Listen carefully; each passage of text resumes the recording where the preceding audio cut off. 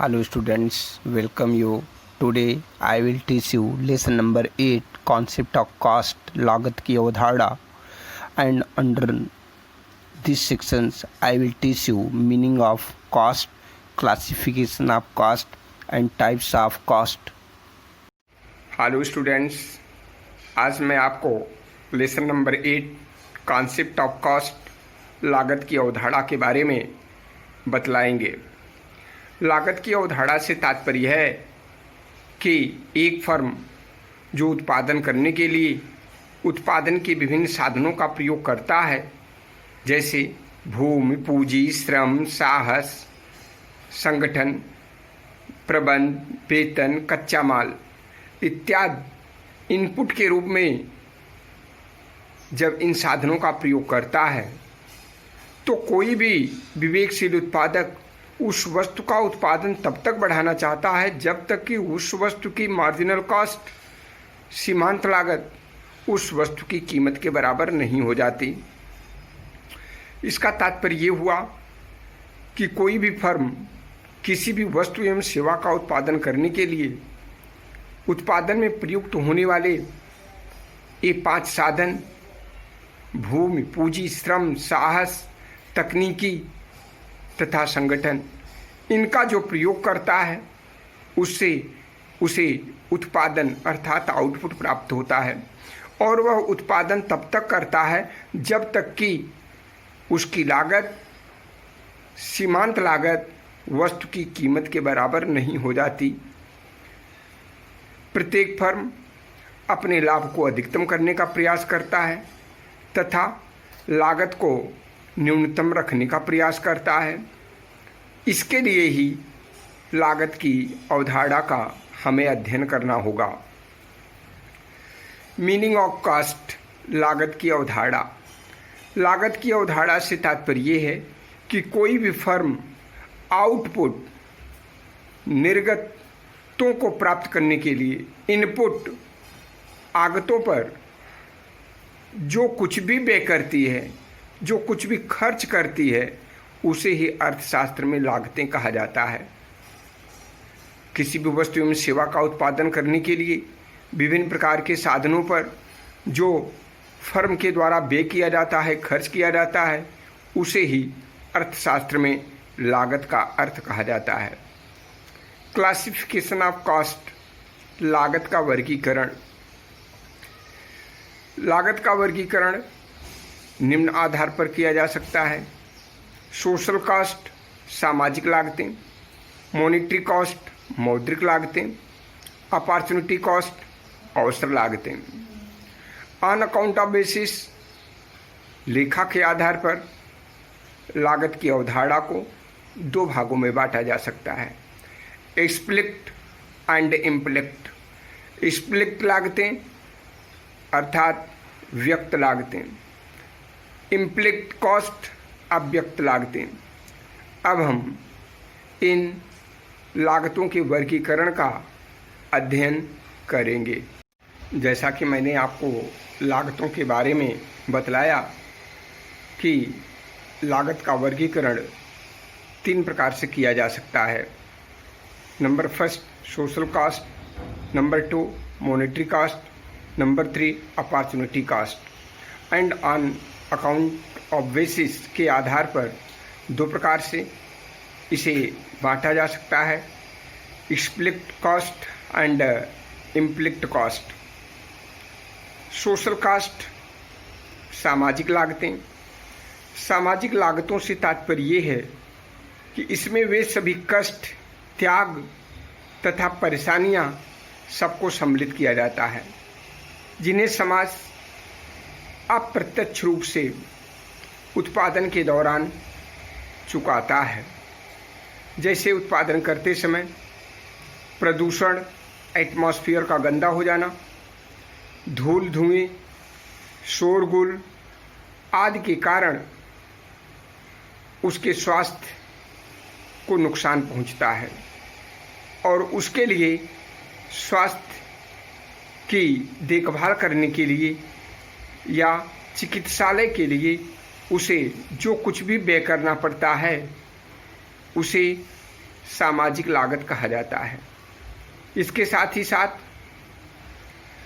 उद्यम अथवा विकास परियोजनाओं के कारण जो असुविधा आम जनता को सहन करनी पड़ती है, वे सभी कष्ट एवं त्याग भी इसी सामाजिक लागत में सम्मिलित किए जाते हैं। ये सभी सामाजिक लागत कहे जाते हैं। इस प्रकार से इनका सही सही अनुमान लगाना बड़ा ही कठिन होता है। कोई भी फर्म किसी भी समय जब वस्तुओं एवं सेवाओं का उत्पादन करता है, जो उसमें प्रयुक्त होने वाले इनपुट साधनों का प्रयोग करता है, तो उसे अतिरिक्त लागत वहन करना पड़ता है, क्योंकि उत्पादन करते समय उसे विभिन्न प्रकार के कष्ट और तकलीफ़ों से गुजरना पड़ता है। जैसा कि मैंने आपको बतलाया कि धूल, धुएं, शोरगुल, प्रदूषण इत्यादि के कारण उसके स्वास्थ्य को नुकसान पहुंचता है और इसका इलाज कराने के लिए उसे अतिरिक्त व्यय करना पड़ता है, जो कि इसे सामाजिक लागतों में ऐड किया जाता है। इसका अनुमान लगाना बड़ा ही कठिन है, क्योंकि सामाजिक लागत कितना खर्च होगा ये किसी भी फर्म को पता नहीं होता। अधिकांशतः फर्म जो है अपने लाभ को अधिकतम करने के लिए कम से कम लागत खर्च करता है, ताकि उसे अधिक से अधिक लाभ प्राप्त हो सके। लेकिन सामाजिक लागतों के अंतर्गत जब उसे अत्यधिक व्यय करना पड़ता है तो उसकी लागत अधिक हो जाती है और लाभ कम हो जाता है। नंबर 2, मॉनेटरी कास्ट, मौद्रिक लागतें। एक फर्म अपने उत्पाद को तैयार करने में जो कुछ भी नकद रूप में व्यय करता है उसे ही मौद्रिक लागत कहा जाता है। इसमें सभी प्रकार के नकद भुगतान सम्मिलित किए जाते हैं, जैसे भूमि पर किया जाने वाला व्यय लगान के रूप में पे किया जाता है, पूंजी के बदले में ब्याज दिया जाता है, श्रम के बदले में श्रमिक को मजदूरी प्रदान की जाती है, प्रबंध जो मैनेजमेंट है उसे वेतन दिया जाता है तथा उद्यमी को इसके बदले में लाभ प्राप्त होता है। इस प्रकार से मौद्रिक अर्थात मुद्रा के रूप में जो नगद खर्च किया जाता है, जो इन उत्पत्ति के विभिन्न साधनों को व्यय किया जाता है, भुगतान किया जाता है, वे सभी मौद्रिक लागतों के अंतर्गत उन्हें सम्मिलित किया जाता है। नंबर 3, अपॉर्चुनिटी कॉस्ट, अवसर लागत। अवसर लागत को वैकल्पिक आय भी कहा जाता है। इसके लिए एक फार्मूला है, अवसर लागत दैट इज इक्वल वर्तमान आय माइनस वैकल्पिक आय। अवसर लागत ज्ञात करने के लिए वर्तमान में जो हमारी टोटल आय है उसमें से वैकल्पिक आय को अगर निकाल दिया जाए तो अवसर लागत प्राप्त हो जाती है। इसे हम विस्तार से इसका वर्णन अभी एग्जाम्पल के माध्यम से बतला रहे हैं। जैसा कि मैंने आपको अवसर लागत का ये फार्मूला बतलाया कि अवसर लागत बराबर आय, वास्तविक आय माइनस वैकल्पिक आय। इस प्रकार से हम कह सकते हैं कि अवसर लागत प्रायः दुर्लभ संसाधनों पर लागू होता है। जैसा कि हम जानते हैं कि उत्पादन का एक साधन एक से अधिक वैकल्पिक उपयोगों में लाया जा सकता है। किसी भी साधन को उसके वर्तमान उपयोगों में लगाए रखने के लिए उतनी न्यूनतम राशि प्रतिफल के रूप में अवश्य चुकानी पड़ती है, जितनी वह अन्य सर्वश्रेष्ठ वैकल्पिक प्रयोग से अर्जित कर सकता है। यही उसकी अवसर लागत कहलाएगी। उदाहरण स्वरूप हम ये कह सकते हैं कि जैसे कि एक मजदूर किसी कार्य को करने में पर डे 500 रुपये वेजेस मजदूरी लेता है तथा अन्यत्र जब वह उसी कार्य को करता है तो उसे 600 रुपये प्राप्त होता है।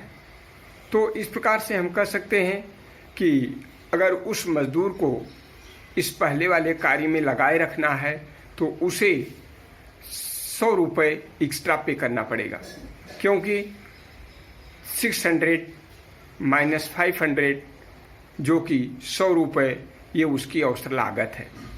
तो उसे अपने पुराने कामों पर बनाए रखने के लिए ₹100 एक्स्ट्रा पे करना पड़ेगा, अर्थात उसे ₹600 देना पड़ेगा। यही अवसर लागत होता है। अवसर लागत दो प्रकार, अवसर लागत के संदर्भ में हम कह सकते हैं कि अकाउंट के आधार पर, लेखा जोखा के आधार पर लागतें दो प्रकार की होती हैं, व्यक्त अथवा स्पष्ट लागतें, अव्यक्त अथवा अस्पष्ट लागतें, इम्प्लिसिट एंड एक्सप्लिसिट। वे लागतें जो एक फर्म के लेखे या हिसाब किताब में शामिल की जाती हैं उन्हें हम व्यक्त अथवा स्पष्ट लागतें कहते हैं। जैसे कच्चे माल पर व्यय, ब्याज की अदायगी, मजदूरी का भुगतान इत्यादि स्पष्ट लागतें होती हैं। वे लागतें जो हिसाब किताब में सम्मिलित नहीं की जाती उन्हें अस्पष्ट लागतें अथवा अव्यक्त लागतें कहते हैं। जैसे स्वयं का परिश्रम के बदले में कोई भी मूल्य प्राप्त नहीं होता, स्वयं की पूंजी के बदले में कोई ब्याज नहीं प्राप्त होता, फर्नीचर स्वयं प्रयोग किया गया फर्नीचर, टेबल, कुर्सी, गाड़ी इत्यादि के लिए कोई भी अलग से मूल्य नहीं दिया जाता, इसलिए वे लागतें अव्यक्त अथवा अस्पष्ट लागतें होती हैं। जिस पर हमें व्यय करना पड़ता है वह व्यक्त लागतें होती हैं, जिनका हिसाब किताब होता है। जिनका कोई हिसाब किताब ही नहीं होता वे अस्पष्ट लागतें कहलाती हैं। समय तत्व के आधार पर लागत दो प्रकार के होते हैं, अल्पकालीन लागत तथा दीर्घकालीन लागत। इस समय तत्व का लागत पर बहुत बड़ा ही प्रभाव पड़ता है। अल्पकालीन लागत के अंतर्गत कुछ संसाधनों की पूर्ति स्थिर रहने से फर्मों को स्थिर लागत वहन करनी पड़ती है तथा कुछ परिवर्तनशील संसाधनों पर परिवर्तनशील लागतें। इस प्रकार से इनका विस्तृत वर्णन इस प्रकार से किया जा सकता है। नंबर 1, कुल स्थिर लागतें TFC, टोटल फिक्स्ड कास्ट। अल्पकाल में कुछ उत्पत्ति के साधनों की पूर्ति स्थिर रहने के कारण उन पर किया जाने वाला कुल व्यय ही कुल स्थिर लागत कहलाता है। जैसे भवन का किराया, सड़क, संयंत्र, प्रबंधक व स्थायी कर्मचारियों का वेतन, बीमा आदि। कुल परिवर्ती लागतें TVC, टोटल वेरिएबल कास्ट। अल्पकाल में जब कुछ उत्पत्ति के साधनों की पूर्ति परिवर्तनशील होती है तो इन पर किया जाने वाला कुल व्यय कुल परिवर्ती लागत कहलाता है।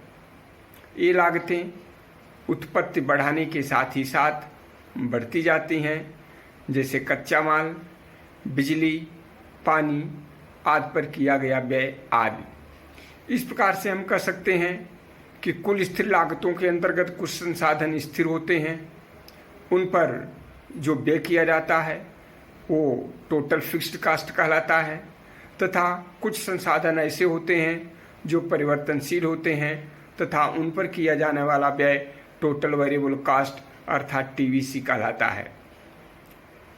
नंबर 3, कुल लागतें TC, टोटल कास्ट। कुल लागतों से तात्पर्य है अल्पकाल में फर्म द्वारा वहन की जाने वाली कुल स्थिर लागतों और कुल परिवर्ती लागतों का योग ही कुल लागत कहलाता है। इसका फार्मूला है TC equal TFC plus TVC, total cost equal total fixed cost plus total variable cast.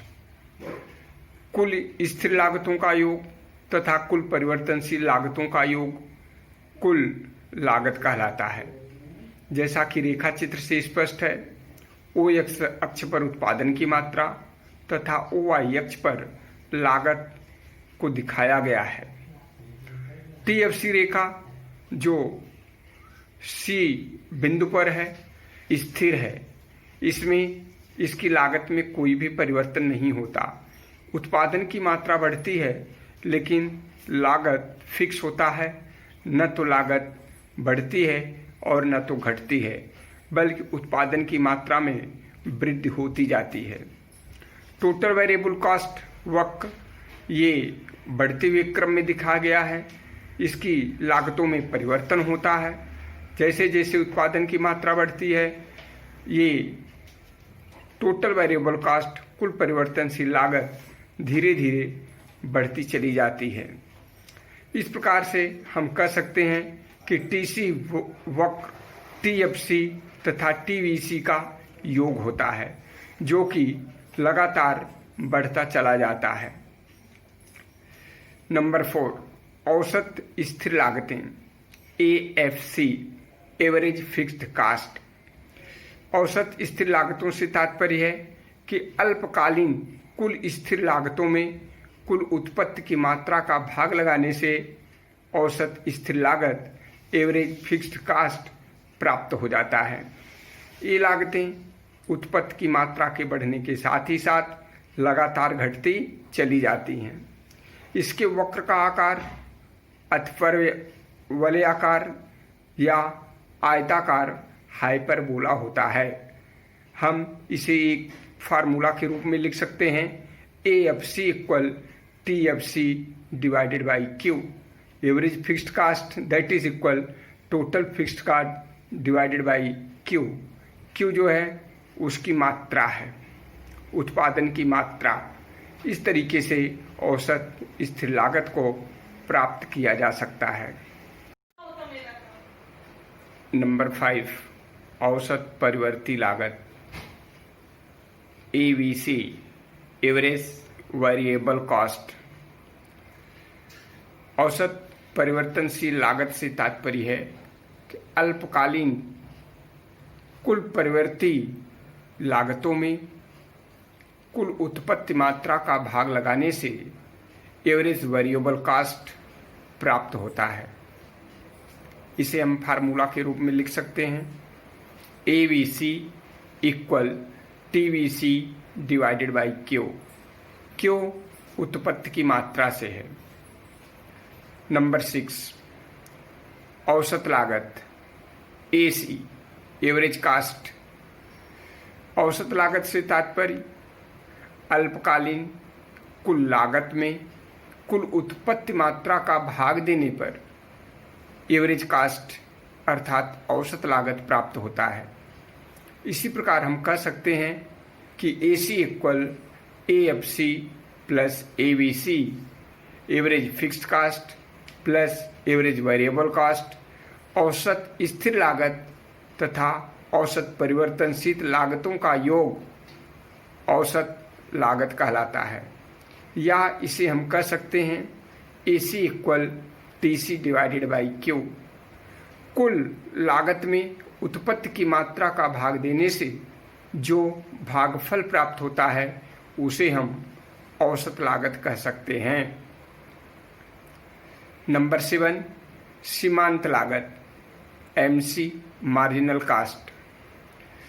सीमांत लागत से तात्पर्य है अल्पकाल में जब फर्म द्वारा माल की एक इकाई अधिक उत्पन्न करने से कुल लागत में जो वृद्धि होती है, जो डिफरेंस आता है, उसे मार्जिनल कास्ट कहते हैं। MC equal delta TC divided by delta Q। Delta TC से तात्पर्य कुल लागत में परिवर्तन, डेल्टा Q से तात्पर्य उत्पत्ति की मात्रा में परिवर्तन। या इसे हम लिख सकते हैं MC equal TCN minus TCN minus 1।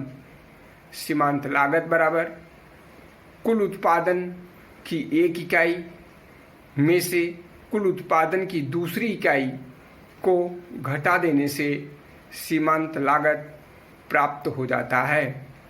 इस प्रकार से अल्पकालीन लागतों के अंतर्गत कुल लागत, औसत लागत, सीमांत लागत औसत परिवर्तनशील लागत, औसत स्थिर लागत, कुल परिवर्तनशील लागत तथा कुल स्थिर लागत को फार्मूला के द्वारा या सूत्र के द्वारा स्पष्ट किया गया। अब हम इसी एक तालिका के माध्यम से इसका अध्ययन करेंगे। कैसे TC, AC, MC, ABC, AFC, TBC, TFC को किस प्रकार से तालिका के माध्यम से प्राप्त किया जाए।